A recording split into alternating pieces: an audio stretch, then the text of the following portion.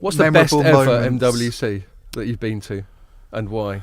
Well, personally, or actually stuff happens. There's this kind of ongoing story that there ain't a lot of exciting news that's announced at Mobile World Congress, and you guys can tell me what you think of that because it's your job to actually write about it. Well, that's definitely true. And how long has that been true for? That's a good question.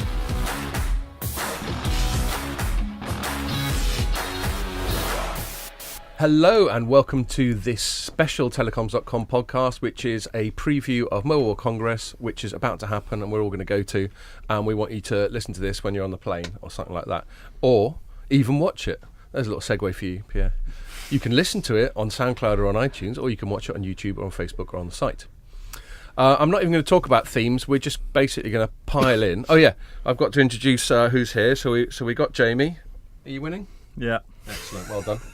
We've got Jamie, we've got Ian, who was playing around on this phone a minute ago, and we've got special guest Paul Nolan from CC Group.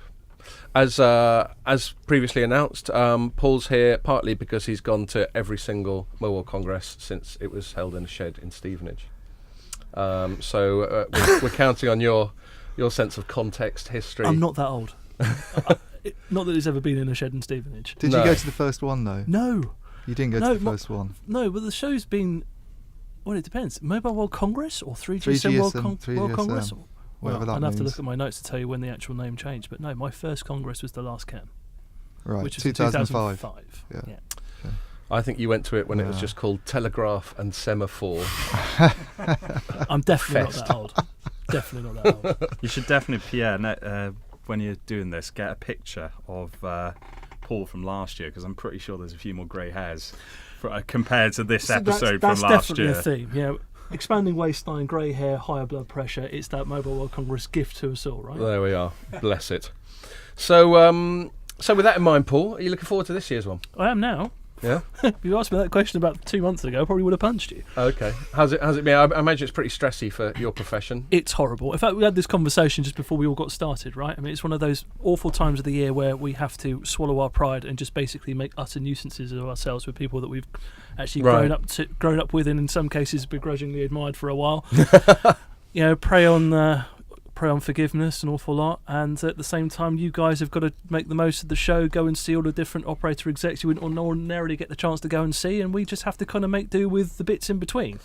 Yeah, well that's a good summary. You're getting one or two sort of briefings out of me, aren't you? You guys are always very good to me, so thank you very much. Yes, indeed. But there, you guys. You can tell what who's doing the LA one with me. I am. Well, no. Who have you delegated it to? No, me. I'm doing that one. Oh, right. I keep getting it. bloody emails about updates of times and all that sort of thing. It's just making a mess of my inbox. Well, the administration could be better, I suppose. Yeah. They're not from you, though. Well, I know. Let's spend the whole podcast Be grateful for that. podcast bitching at Paul. Yeah, that's what I'm here for. Yes, and and from a journalist point of view, and I'll put this over to you guys. It can be hectic. I mean, this is now going to be my fourth, I think. Rookie. Yes, quite. And I think like the first year I did it, they'd sold loads of video interviews. I didn't do any journalism at all. I was doing 10 video interviews a day for 3 days. And then the second year I made the mistake of just having back-to-back about 8 briefings a day, which is just ridiculous, and I didn't get to write anything up. And so then by last year and this year I've sort of learnt to take it down a little bit, and you can always just have some sort of serendipitous, just sort of bumping into people type of stuff. So I think I've got a hang of it. What about you? You love a trade show, don't you, Ian? Are you looking forward to it? Oh yeah, I'm really looking forward to it. Yeah. Yeah, it's not my favourite time of the year, I have to say. No. And how many have you been to?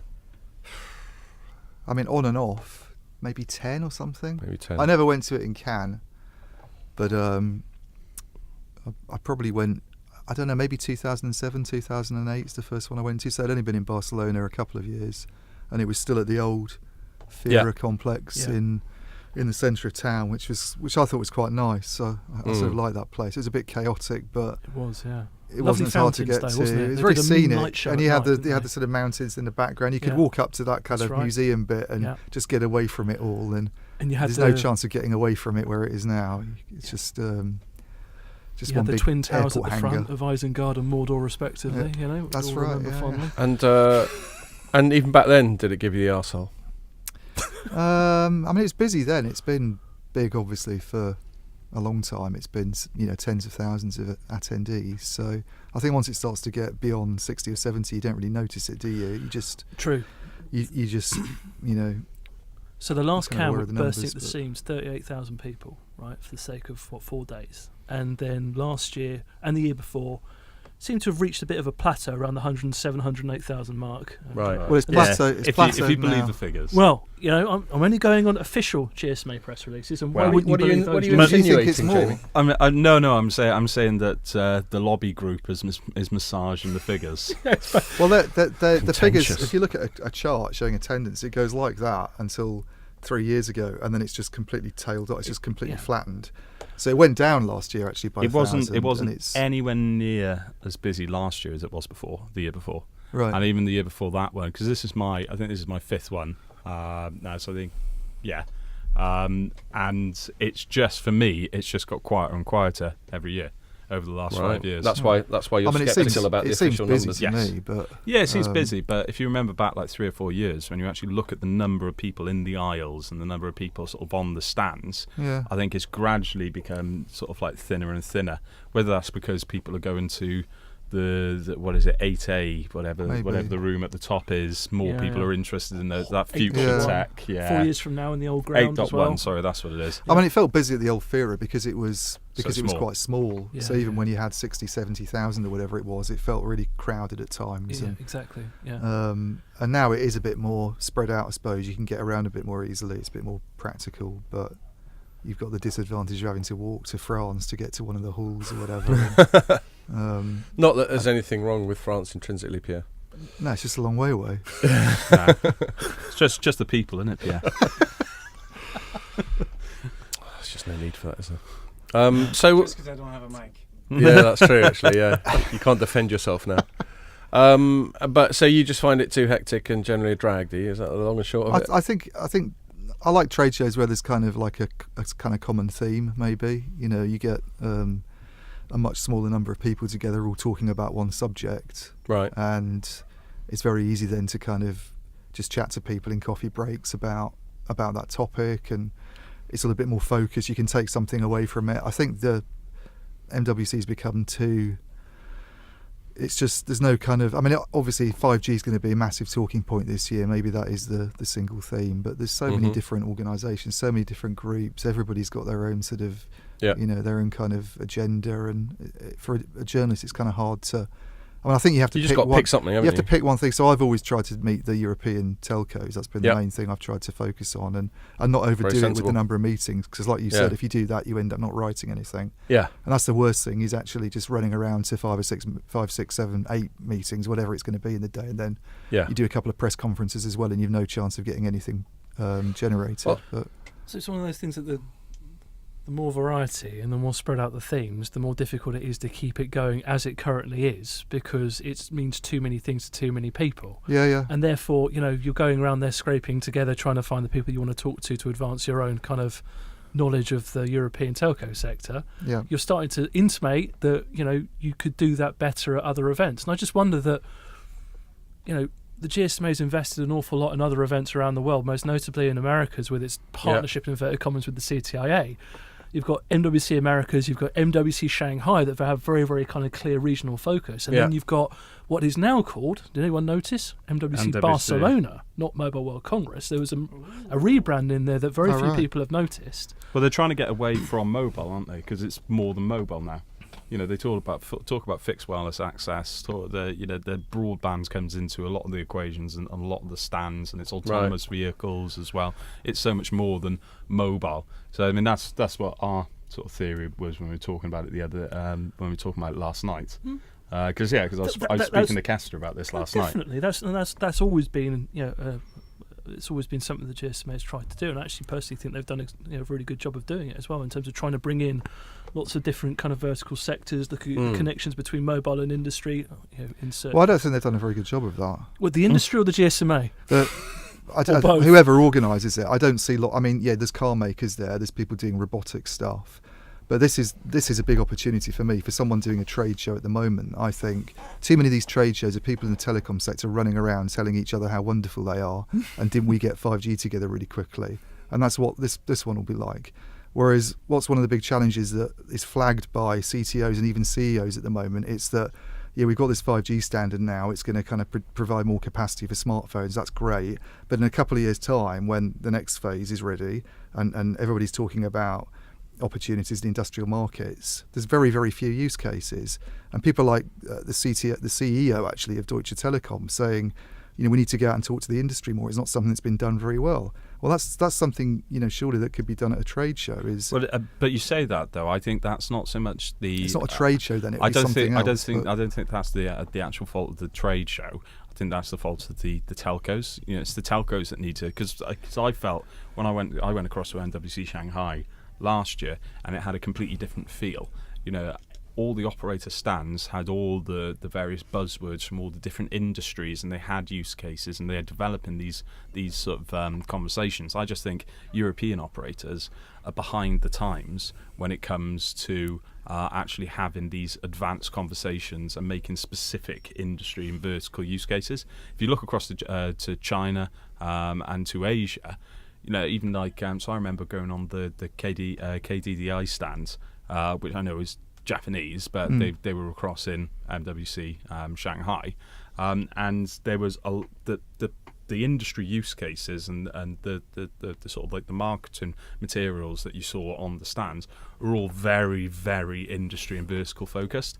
I think you're right. They do need to go talk more with industry, but I think that's more of a responsibility of the individual telcos than it is the sort of the industry group on the whole. But they're it's their club, isn't it? It's their club, the GSMA. It's their club, yeah. Yeah. I mean, the real purpose of the Mobile World Congress really is to enrich the GSMA, of course. Well, that's why. That's really why it exists and why it's been built up. Because you have a big lobby group there that needs to generate some money and to keep itself going, and it employs God knows how many people now, and that's where it makes most of its cash from. So that's why that's the real purpose of it. Didn't Ray a couple of years ago do a little sort of back of a fag packet calculation of the? I think it was more than back of a fag. I think he went through some accounts that he got hold of. Sorry, Ray, I'm belittling your efforts. But I think he also talked to some of the exhibitors about how much they're paying, because people go and they carry on paying, but they complain about how much they have to pay compared with going to other trade shows. They basically get fleeced. Yeah, is the sort of. Yeah, I think quite often when you chat to people and they know you're not going to report on it, they'll have a bit of a moan about the price of a stand. But then is that just normal? People are always going to have people are always going to whinge about what they pay. They're always going to want to pay less. They're always going to pay, but I think they come out and some people had said, well, look, this is what we pay for this, and this is what we're getting asked, and it's gone up by this much. So it doesn't look very good if they're kind of.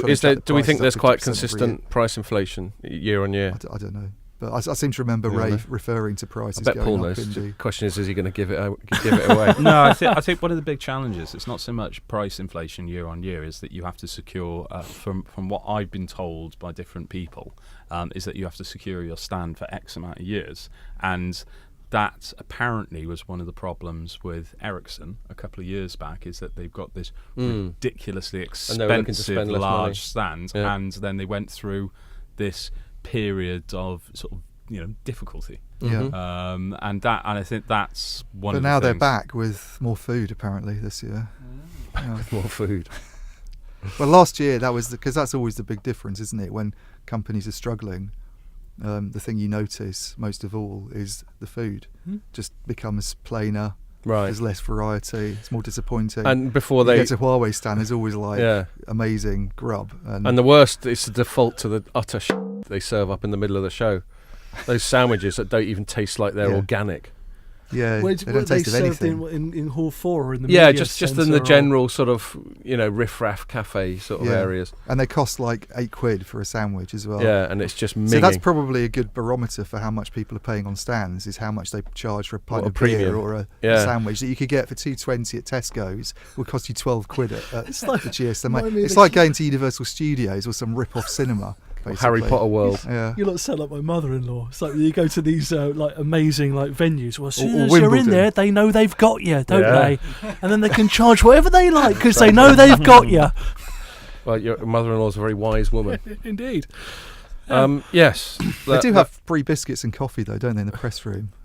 Yeah, so we can't complain too much. And other sort of lardy stuff. Yeah. Yeah, those big sort of American-style cookies. For The those ice of us queen that is are thawing. allowed in the media room. Oh, have you been banned? Quite right too. What have you done? You're not allowed in now. I've got to meet you outside for one of the bloody briefings. You're not allowed in. Well, no, because PR people can't go in. They don't no, want you. you've got to have a media pass, otherwise you can't get in. Unless, I thought you'd have a media pass. well, no, because you have to be a journalist to be a media. They don't want pass. people like Paul bothering the hacks. Well, back in the day Oh, when that's they you used to have to do, send do the evidence, work don't for you? the GSMAs to get the staff passes, and that was great because I could go absolutely anywhere I wanted, and that's when I could come into the course. media room and tap you lot on the shoulder and go, "Where's my coverage? That Where used is to- it? Where is it?" That used to be your problem, didn't it? All that. Indeed, well, I say problem. It was a joy. Of course, which is why you're still doing it. Oh, hold So on you're a just minute. done as an exhibitor.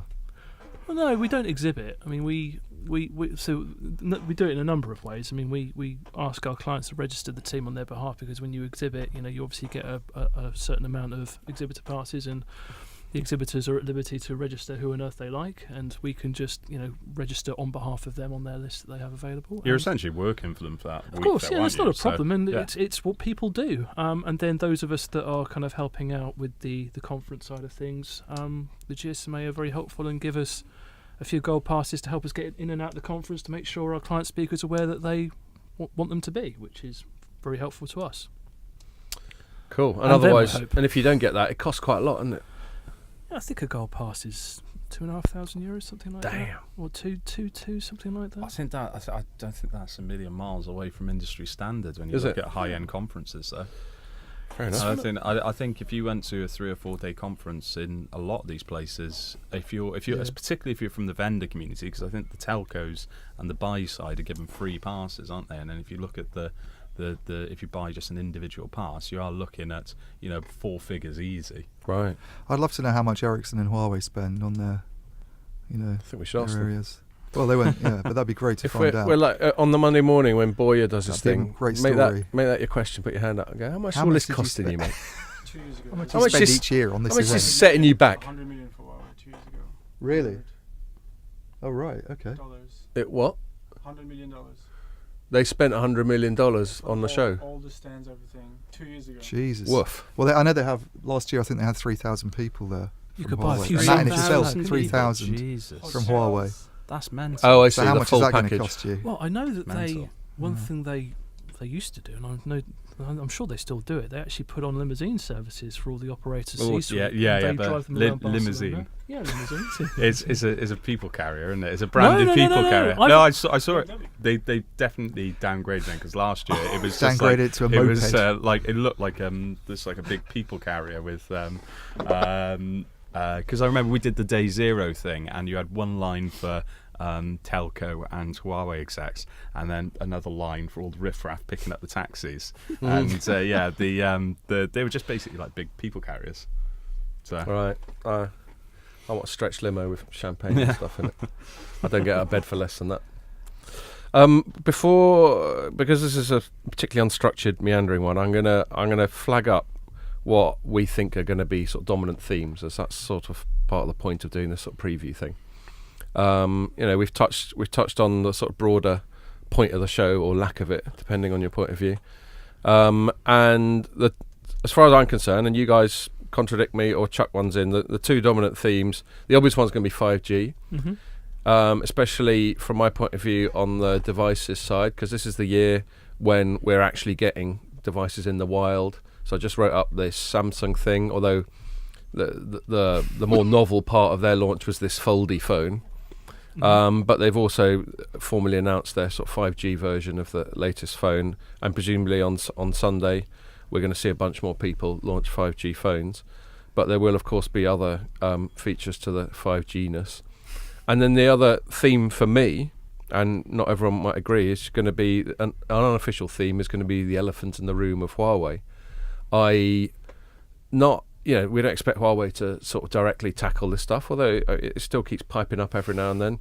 They did that BBC thing, didn't they, where the bloke got quite defiant and he just sort of went, try it. Yeah, but that's what they're doing at the moment. Yeah. They're wheeling Ren around on his roadshow. Yeah. And he's Wheeling him around. Yeah, wheeling him around. I mean, he's not a spring chicken anymore, is he? Let's be honest. in his Renmobile. But he's. But that's their big strategy at the moment is to be more transparent. And I was talking to Chris Kelly from Telecom the other day, and I think Paolo's doing it as well. That there's going to be various different trips to China for journalists and analysts over the next couple of months, and I'm going on one. Yeah. And it just so happens Chris is going on exactly the same one. They're on a major April. sort of PR drive, But aren't the they? Understandably. But the great thing about that is it's not just sit around a table and talk to executives. They're actually going to be taking us into their labs in Shenzhen, and also what's the one that's just a bit north of it? Begins with G. I can't remember. Guangzhou, maybe, or something like that. And they got probably totally wrong. I'm probably just making up Chinese words now. They got 2 campuses, and one, and we get a tour of one. Then the next day we get a tour of another. Then it's roundtables and the annual analyst meetup they do. So it'll be. Global analyst. Yes. So it's essentially, we're trying to open ourselves up a bit more, and then this is part of what Ren is. Yeah. The reason Ren is coming around, because he's he steers clear of camera. He usually steers clear of cameras, doesn't he? When was the last time he's actually said anything? Steers clear of everything, I think, doesn't he? Yeah, but now he's suddenly turned into this. I wasn't even sure he was still alive until he turned up at some press conference, one of the ones they had, I think, in Shenzhen. So Guangzhou, I think it is. Guangzhou. I just looked it up on Google Maps. But they got, I just think, I think you're right. I think there is going to be a lot of talk about that, but I'm just thinking, we were talking about this last night and at the Huawei conference yesterday. It was, there's the US are losing momentum. This in what context? In this anti-rhetoric. Oh, I see. We hate China. Everyone else should hate China. They got a couple of early wins. They got Australia on board. New Zealand. I'm still not sure whether New Zealand's actually had a complete ban on it, because they told. Well, the implication is they wouldn't. The implication because if they didn't allow Chorus, then or whichever operator it was, to use Huawei equipment, Spark, wasn't then they're not going to allow anybody else. But they didn't actually categorically come out and say this is a that's Huawei what Huawei ban. Points out. Yes, but it's basically a ban. But so there's no official confirmation there, and then Japan and Korea they lost out in, so there's a bit of a momentum there. But how many people have actually announced bans recently? The Polish CEO of T-Mobile came out this morning and said if you ban Huawei, this is going to be very detrimental to our business. And they're market leader in Poland, are they? They might be, yeah. Think so? It's them or Orange, but yeah. But all the operators are going to say that in Europe. They don't want to get rid of them because it's a huge challenge for them to do that. The interesting one about Poland, technically though, and economically. Yeah. But the big one about Poland, and this ties completely into the economic and just sort of wider societal impact, is that Poland is their Eastern European HQ. They invest a shit of money in that, and they got a campus of about 1,000 people in Warsaw, is it? Or one or the other. And you ban Huawei from operating in the Polish market, and do you reckon Huawei are going to keep those 1,000 jobs there? Well, it's the same in the UK, isn't it? They've got a lot of people here, and I think they put some statement out this morning, even. They're going to. They've said they've been saying this a few times. I don't know if it was new, but they were just coming out with the figures of how many people they employ here and how many jobs they think are related to that. So obviously the message is don't get rid of us. Don't get rid of us. It's going to be like car plants shutting down in the north of England. Well, they said this morning. There's a briefing this morning, wasn't there? Yeah. And the quote I've seen on Twitter is Huawei was saying that. Huawei out of the UK is like the Premier League without Manchester United, in which everybody I saw on Twitter went, "Where do I sign?" Let's go for that immediately. But just finishing off that point about losing momentum, is that they sent what's his name, the Secretary of State, Pompeo, Mike Pompous. Yeah, Mike Pompous. They sent him on a tour of Eastern Europe to try and muster up some support out of the Eastern Europeans, and they basically all told him to piss off. Right. But it also didn't help. he inferred in the original statements before he left the US that one of the reasons that they should consider banning China and Huawei and various other Chinese companies is that Eastern European governments are more susceptible to corruption and sort of underhanded dodginess. He sort of inferred that. Yeah, So and it's like, well, way to kick off a sort of. It's going to just insult them before you even get into the country. And it's like, yeah, no wonder you got this for the icy hello. I'm going to go over and get these dodgy countries on site. Yeah. Yes. No, that's not. He's I presume that's Yeah. not. It's not out of the PR handbook. But then Shouldn't have said it, but it's a good point. But then you even got Pence over in Belgium at the moment as well, haven't you? Or he was last week, and he was whispering, and he said, "Well, first of all, it was, you guys should be anti-European Union. You should be your own sovereign states. Don't listen to the bloc." And then he starts whispering in the Belgian and the EC ears, saying, ban Huawei. Yes, and then we've had little things like we've had UK sort of intelligence agencies go, do you know what? Actually, even if they are dodgy, I reckon we can handle it. Not so much, Yeah. exactly.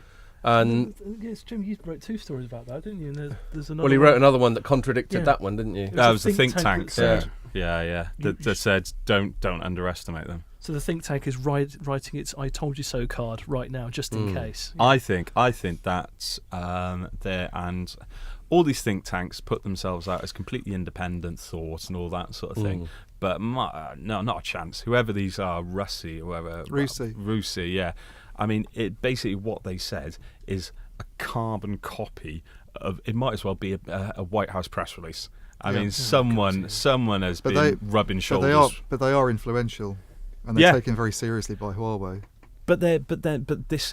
Did you read the statements? I read the report. Yeah. It's basically exactly what the US have been saying, isn't it? It's basically it's essentially a White House press release. So I just think that I question. Yeah.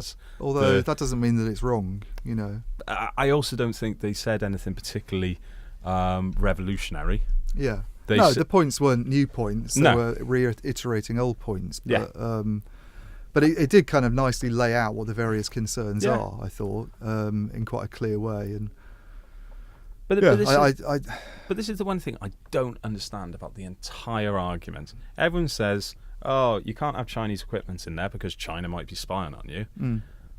Well, I mean, there was what country was bugging Merkel's phone? Cisco is pretty much in every network on the planet, and we all know from Snowden, CIA revelations, all this thing that the Yanks can't be trusted either. But China isn't a member of NATO. No. So there's only China's not an ally. The US is, so that's why it's geopolitical. Exactly. Isn't it? And there's only a couple of countries in the world that have been caught red-handed, fundamentally violating citizens' international and domestic privacy rights. And top of the list is Russia. Probably, China's up there. The US aren't bloody far behind. Yeah, everyone's. But it's all right for them to do it. Yeah, it's all right for them to do it it because they're the good guys. Yeah, it's all right. Quite. It's all right. It's all right. Yeah. Yeah, well, it's like I think in Blackadder the Fourth they referred to sort of English spies as sort of proud patriots and German spies as dirty underhand weasels or whatever. It all just depends on how you look at it. But the reason I think it's a theme of the show, it's obviously been a theme of this podcast every week since the start of the year, is not just this. No, we'll be using it. Sorry. What happened? I thought that door was supposed to be. Oh, they used their little key to get in. Sorry. Yeah. Got distracted. It's not the rights and wrongs of it, because I think we can all agree it's sort of impossible to come to a sort of firm conclusion. But what effect it might have on the industry, and this is what I think people might chat about. So, even other vendors, we went, there's been a big vendor sort of pre-Mobile Congress events. Ian and I were at one on Monday, and we went after, and I was minging the next day. Had a few beers. I was struggling, man. It was a heavy night. Yeah. So thanks for that, Sonny from Ericsson. And then you guys went to the Huawei one on Wednesday. But when we're talking to Ericsson, they obviously skirt around it. They're not going to directly address it because they know that we'll run with it and make all kinds of crazy headlines out of it.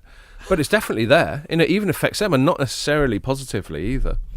But then what interests me is, sense? well, I think just the uncertainty. Yeah. They worry about the sort of investment climate. Full stop. Yeah. Well, I think everyone wants to buy Huawei, don't they? But they're just a bit scared. You've got to have a good vendor mix for any network to be healthy and sustainable in the long term. But you can't argue the fact, and this is what a few of this thing that we went to on yesterday with Huawei. I spoke to Kester and I can't remember his surname, Sean from CCS. So and they were saying they said the same thing. Huawei's kit is the best out there. So people do want to buy it because you obviously want to buy the best. But if you've got to strip it out of the network, but that's where the uncertainty comes. Yeah. Because if they just pause, if they're pausing spending because they are waiting to see what happens, and this UK review seems to be dragging on. I know there's these comments that have come out in the press that we can manage it, but then I think the government's been pretty keen to point out that actually it's not made a final decision until March or April perhaps. But that thing that I reported on, the thing you're referring to, is one of the think tank. This was a UK sort of intelligence group. So they're one of the people who are going to contribute to the government's final decision. That's why. But it's not the final decision. No. So until there is a final decision, a contributing factor. People are sort of waiting to make a decision, and that could affect spending with other vendors as well, because you don't know what to do either way. Well, you don't know if you have more or less money to allocate elsewhere. Yeah. So I think Ericsson's being a bit coy, because most analysts would say if Huawei does get locked out of these markets, then they are going to pick up market share, and Nokia would as well. Yeah. That's inevitable, because who else are you going to go to? So your story, Samsung's ramping up just in case, right? Ericsson just happened to announce its 10 live 5G deployments at its event this week, didn't it? Oh, is anyone? I mean, if they're not putting the sign in the garden that says if you've got any business that you don't want to give to Huawei, and Ian did a couple of stories that he did one that really got Ericsson's attention about where you spoke to sources who reckon they weren't so sure if Ericsson was ready to step into the I think that's breach. That's one of the concerns of European operators, is that as Jamie's just been saying, they are kind of regarded as the technology leader, and they also have massive resources.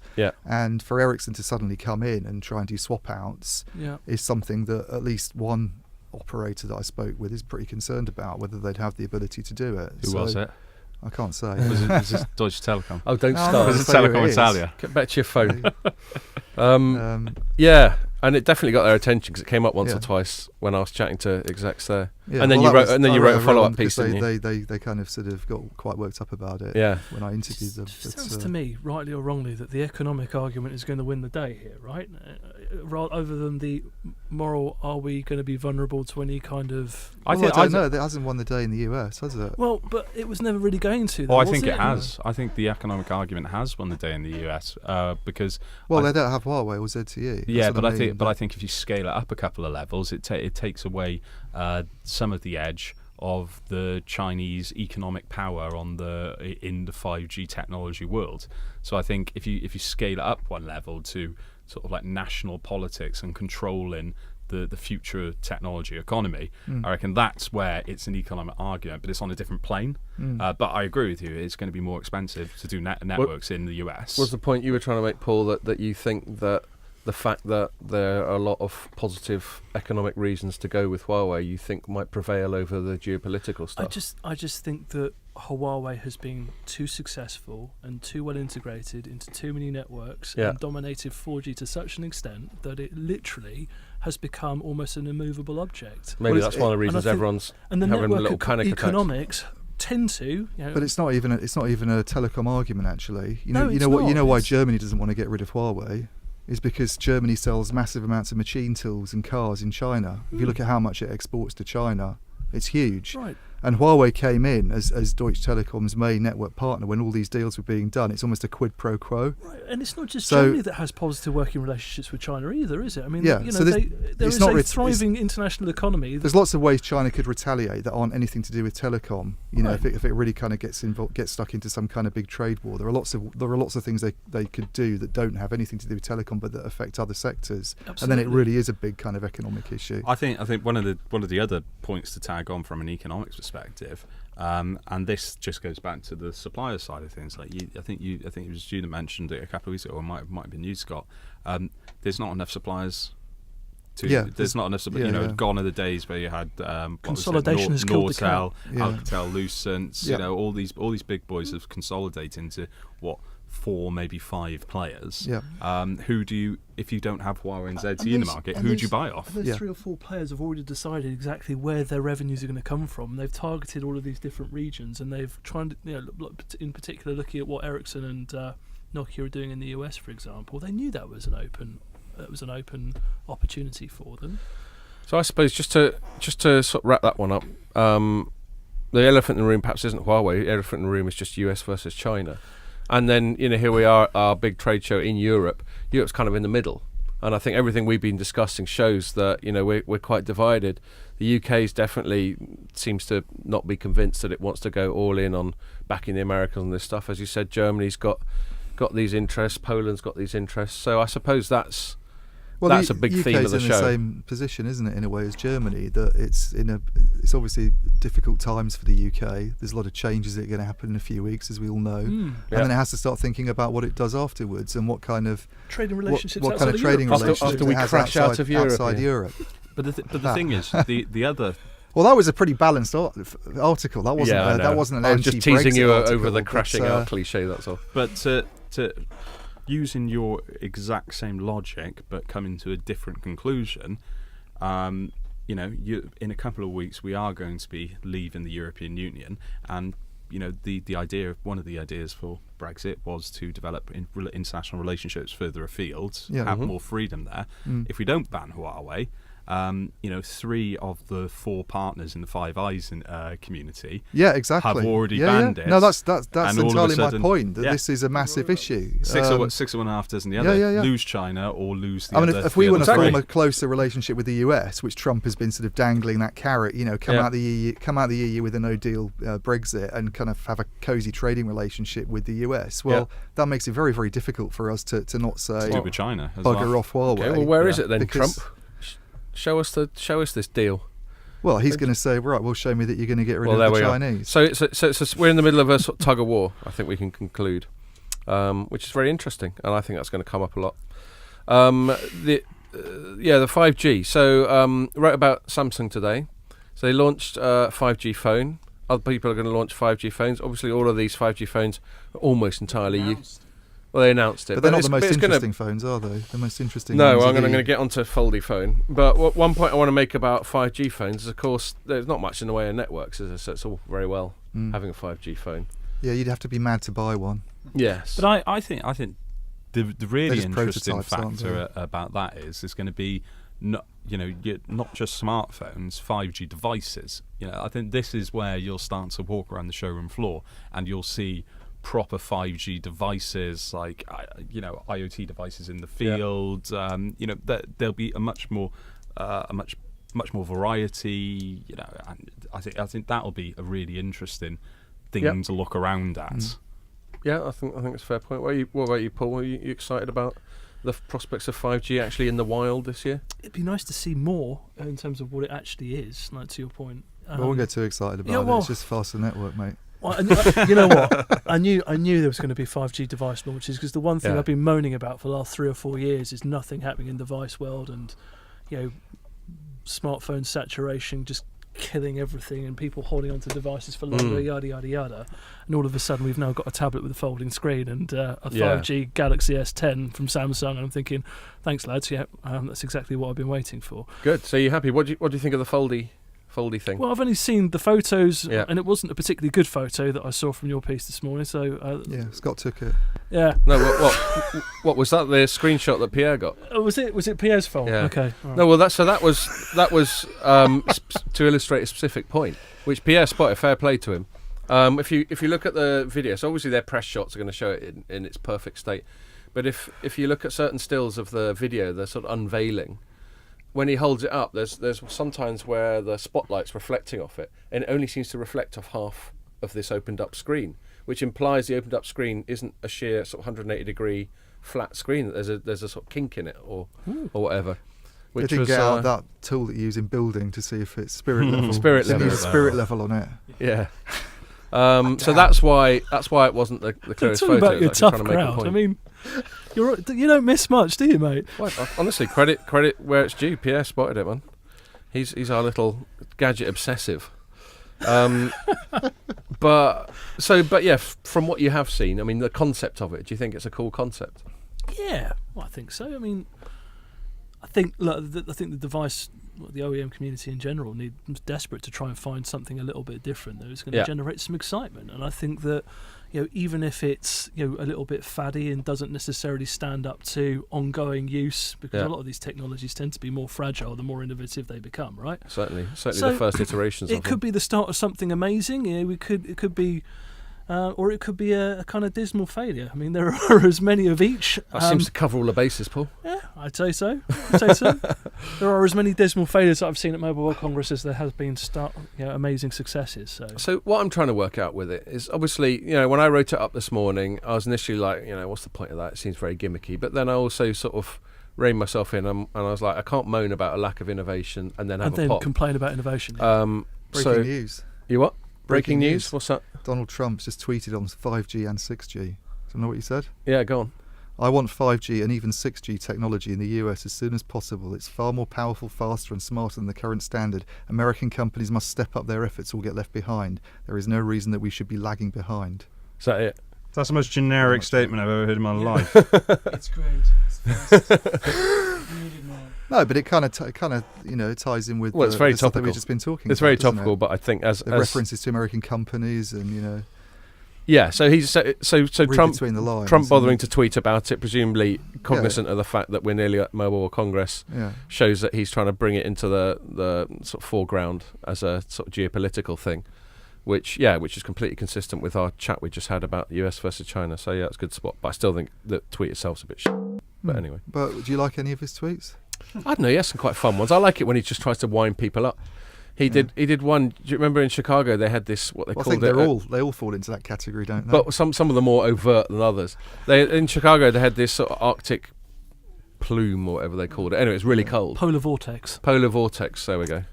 Don't know how I came up with I prefer that. plume. Arctic plume sounds a bit twee. Beware of the Arctic plume. Yes, it's sort of a rare type of seabird. Anyway, a feathered plume. There we go. And it was really cold, and he tweeted something like, "Oh, I can't wait for global warming to come back," in the sure knowledge that he was just going to wind up all the people who get very worked up about that sort of thing. Anyway, so I find those sort of that one doesn't seem to be a trolling. That just seems to be a sort of bit of a chest beating thing. The thing about can't wait for global warming to come back. I just think he's shown his ignorance about what global warming is. There, I don't think he understands it.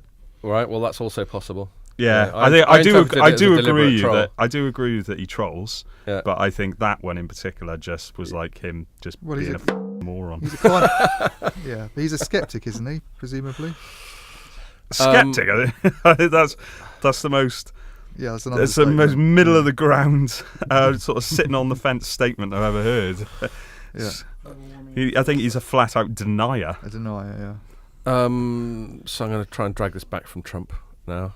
Ian, foldy phone. Are you excited about that? No. No? Why not? Well, I haven't really seen one, and I don't like the idea of this kink in the screen. You put me off them completely. Well, again, you can blame Pierre for that. Yeah. No, I think we talked about it before, didn't we, on one? It sounds like it could be an alternative to carrying a phone and a tablet if you're the sort of person who likes to watch movies on planes and you don't like what they've got on the screen on the back of the seat in front of you. I've got two young kids, right? Folding a tablet in half to put in bags and save space is actually a big deal for us. Yeah? Yeah, but then you've got to give your phone to the kids and then you won't get it back, and you won't get it back when you go out of Wi-Fi coverage it's and just your a data painful charges start to go experience, isn't up. it, mate? I can see. So there's a downside. Okay, all right, forget it. Foldable screens are rubbish. I don't know why they're bothered. So my but they're better than 5G phones. Yes. Well, there is. The thing is, it's going to be one of those things where the first ones that come out are going to be terrible, and then sooner or later the next ones will figure out the mistakes from the first generation, and they'll be great in 12 months' time. Yeah. But the question I've got, I don't disagree with anything you just said. Obviously, there's a bit of a sort of public prototyping going on with these first ones, but I'm just wondering, it's the convergent device thing. Is it the worst of both worlds? Is it both a rubbish phone and a rubbish tablet? And if so, wouldn't you rather just have two separate devices? I think so. I think it's a device $2,000 And it is costs really £2,000. How overpriced. much it is? Yeah, I think it's a device that's ahead of its time, similar to the smartwatch. You know, because the smartwatch, the problems were standalone functionality. You know, you had to carry your phone around anyway, and it didn't work as a communications device or an entertainment device or a watch or a fashion statement. It just didn't tick any boxes whatsoever. But I just think for this, you know, I don't think it's convergence of devices. I think it's a divergence of devices, in the sense that you could have, like we said a couple of weeks ago, you have one entertainment device and one communications device, and then the communications device serves for texting, for calls, for basic internet searches, checking your schedules, all that sort of thing. But I don't think we as society have evolved to the place where we're used to the non-touch interface, you know, voice, gesture. I think that needs to really come forward. That'll be a bigger thing than just some foldy phone. Because we were talking about it before. As soon as you take away, if you can take away the screen, that's when you'll have like genuinely really interesting things happen to the smartphone. Or the smart communications device. As soon as we get used to voice and gesture interaction, smartphone manufacturers aren't limited by this. I mean, that's what revolution is, or smartphone revolution or evolution is limited to at the moment because of this. You've still got to be prodding a screen. Yeah, but if you take that away, What, and the power consumption that goes with it as well, that hammers the battery, right? yeah, but if you take that away, they can come up with some. You know, they don't. It doesn't need to be small enough to fit in your pocket all the time. It doesn't need to be this good. You know, there's so many things that are taken away, and you can come up with some really amazing ideas once you take away the touch interface. I completely agree with that. That'd be interesting. Right, I think we're using up our time. Paul, you brought along some bits of paper. So when we were chatting about you coming on, you had some kind of... Is he going to read out a speech? No. These Can are I just go to get coffee while he does These that? are my notes from Mobile World Congress's past, present, and Well, that's why I brought them up. past. I don't feel I've given you the opportunity to represent those bits of paper at all. Mark Zuckerberg's MWC debut, NFC, Debut? the late debut. Yeah. debut, What whatever. was that? And that's 2014. Who said 2014? Anyone? No. I was there. I was there in 2014. Is that what these bits of paper are? There's some notes on sort of It's just MWC's past. It's just in case any of you ask me any questions that I couldn't. Highlights really answer. from the years gone by. What's the best Memorable ever moments. MWC that you've been to, and why? Well, personally, or actually stuff happens. Look, there's this kind of ongoing story that there ain't a lot of exciting news that's announced at Mobile World Congress, and you guys can tell me what you think of that, because it's your job to actually write about it. Well, that's definitely true. And how long has that been true for? That's a good question. That is a very good question. I mean, a lot of this stuff gets announced in the run-up to it now. Yeah. And that's the problem. And part of that's the PR challenge, which obviously you can comment on, Paul, is if you try and announce something at the show, there's so much noise. Yeah. Presumably it's considered best practice in PR now to not announce it actually at the show. But then because it's taken all the news out of it, nobody announces it at Well, the show. there's So you'd that probably as be better well. off doing it at the show. Well, It's almost gone the other way around. Me and Keith were talking about this the other day. The best time to announce news now is probably going to be Monday morning. Yeah, because yeah. everyone's Yeah. doing their announcements this week. Exactly. So getting announcements out Monday morning, and you got If basically a Econ captive says something really audience. interesting on Monday morning, that Everyone's going gonna to write it, yeah. Every time we get asked by clients, when should I announce something? I mean, there used to be a rule that said the week before was better than the first day at the show. Now all of the major vendors, we just mentioned Huawei and Ericsson went big this week. Right, we're now saying the week before the penultimate week, just in case. And at that point, there's all kinds of other things going on to clamour for attention. It's really, really hard. And, the problem has always been that Mobile World Congress has been such a pinnacle for all of our clients and their marketing budgets. They literally do this show and they throw an awful lot of time and effort into it. And money. And they want to make as big a splash as possible because of the prices they pay for the stand and getting all of their execs, etc., to Barcelona, especially from the US and from Asia. Yeah. It becomes this massive justification exercise, and therefore, if they're making that investment, they're desperate for this ROI, and PR and what we do is a big part of how you actually generate that return on investment by making the most of being there in the interactions with the media and I bet carrying there's the a lot of news. pressure on all those people to sort of justify their spend and justify the time. Of course, and it's There'll be a massive post-mortem afterwards with execs breathing down their neck. And it's precisely because of that why you guys get about 15,000 calls a second saying, quite. "Where are you? What are you doing? Oh, please come and see these guys. Yeah, please, love you forever. Please." I'm just reading through your notes, and it says 2013 was when the rumours of the impending iWatch launch. So what? Yeah, so that's the point. 4 years ahead of when it was actually should have launched. Yeah, exactly. I'll tell you what else is interesting. If you look at all of the, if you look at where the show started, where my show experience started in 2005, I think Nokia sent about 700 people down to Cannes for that particular show. Wow. Something ridiculous. And then a few years later, they were the headline story because they didn't go to the show at all. If they're going through the midst of this kind of downturn with the launch of the iPhone and, the Apple has never been. No, Apple doesn't even go to Apple trade shows, though. Do they go to CES, Apple? No. No, They they don't. don't go to anything. They stopped going to Macworld They're about above 5 years all ago. of that. You know that. Yeah. Yeah. Craig David was there in 2007. well, that's yeah. Did he have his Kestrel with him? When was John Cleese there? He did it one year. He emceed did the the Glomos, MC didn't thing, he? yeah. That was a couple of years ago, wasn't it? I can remember spending time with Money. Kevin Yeah. Spacey. Well, No one puts him in films anymore. How the Mighty Fall. Quite. Will I Am, Robert Wesley Redford. Snipes, Who's doing it this year? Julianne Moore, Lewis Hamilton. or Fernando Alonso. There's always I a remember Formula One seeing driver Alonso at the there. show. Maybe not this year though, because the Formula One is before Mobile Congress, not afterwards. Oh, I see. Yeah. So it was the Spanish Grand Prix this weekend, and it's usually the weekend following MWC, isn't it? Yes. Yeah, so maybe they'll be on the next stage of the circuit, wherever that is. They keep moving the dates around in a weird way. And one year they did it in March, didn't they? Something to do with Chinese New Year. Yes. Is it like Easter Really? can never make its mind up? It's exactly. And half term can't make up its mind at this time of year either. This Not year it's helpful, is now, it? which is why I'm not on holiday. Right. Yes, indeed. which is why I'm having to listen to the sound of nutters while I'm trying to write stories about telecoms when I'm working from home, which is challenging. Okay, we're starting to run out of time a little bit. Are there any other? Unless Jamie's got some more highlights from Paul's notes. I don't know. Just yeah. I don't think Paul was counting on them just being nicked off him and cherry picked. Just so Google's Something about, So about the I rugby. do this with Jamie's stories all the time. Google's relationship with HTC was blossoming, and it just made me giggle because I had a look at the the HTC revenues the other day. They were not and blossoming. It's something Well, that exactly, it's but- now at like 4% of what it was in Well, that's- 2012. And that very that is ridiculous. 9 years ago, right? And Yeah. How things turn so incredibly quickly. I Right? mean, it was the leader, but I remember getting Wow. my first HTC phone. It was Yeah, a they were really nice at that good time. phone. They were. Yeah. I can remember actually before this job, a couple of jobs ago, I did go to a Mobile Congress, and that was when I think Nokia and Intel had decided they were going to make a new mobile OS called MIMO or something like that, and that was the big deal at the time, and that just died within MIMO, that seconds. never worked, did it? Because they No. should have known massive MIMO was going to come along and confuse Well, there we people. are. It's only a couple of years Yeah. ago Mozilla went for Firefox. That was the I remember story that. of the show. It was, and that, one year. that died like 9 months Yeah. later or something ridiculous. You know, I remember that, yeah.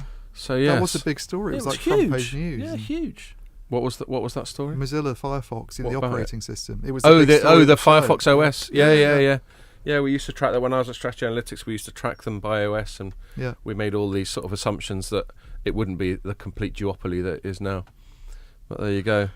There you go. Does anyone else have any other sort of major themes that we think are going to be prevalent? Tapas. Didn't Tapas. talk about that. True. Where's the best place to go for tapas in Barcelona? That's true. There doesn't seem to be a consensus on that, does there? No. They've I think you've got to s- stay away from Las Ramblas. It's not really very good for Yeah. eating around there. If you want is good it? tapas, go to somewhere like I don't know, Madrid. Well, yeah. Yeah. Obviously, Go get out of Barcelona go somewhere else. completely. That's not very helpful. But as we are going to be in Barcelona, then In fact, don't have tapas either. It's rubbish. Small food, isn't it? Where's the rest of it? Yeah. Give me a The rest proper of plate. it. Surprise small thing. Yeah, exactly. If I wanted to eat my food in stages, I want all my plates. I want to be. You want to if you go out with somebody who orders lots of it and they're paying, then that's handy. Yeah, that's fine. So- Where's Ray? So I'll be hanging. Let's hanging get around Scott. Ray's credit card. Right. Or what is it? Last year we went out to dinner with Mary, didn't we? So we had there's the really fun part of Mobile Congress for me is the evening larks. So the first Mobile Congress That's what it's all about, isn't it? I did when in this job. It was the first time I met Mary, who's been on the pod a couple of times. Mary from Synchronos, and you guys sat me next to her at dinner, and we got pissed and had a giggle. Yeah, there's a recurring theme there. Isn't there? Yeah, and she's still doing that on the Tuesday. So that's always my Tuesday evening accounted for. Wednesday is always us hacks and flacks meeting up in a bar in La Rambla. Do we keep that secret, or do we say what bar it is? We might as well say what it is. La Glacial. Glaciar, yeah. And that's always good fun. It's not secret now, is it? Yeah. I don't think it was a secret. Come was on, it? come There's on. lots of people. It's there. always good fun. Saturday, we turn up on Saturday. We normally make the mistake of just getting properly damaged on the Saturday, which sets you back for the whole week. Yeah. Of course, we're going to be sensible this year. We definitely won't do that this Saturday. Yeah. Sunday, we have the light reading / telecoms / other things that Informer's bought over the years, drinks.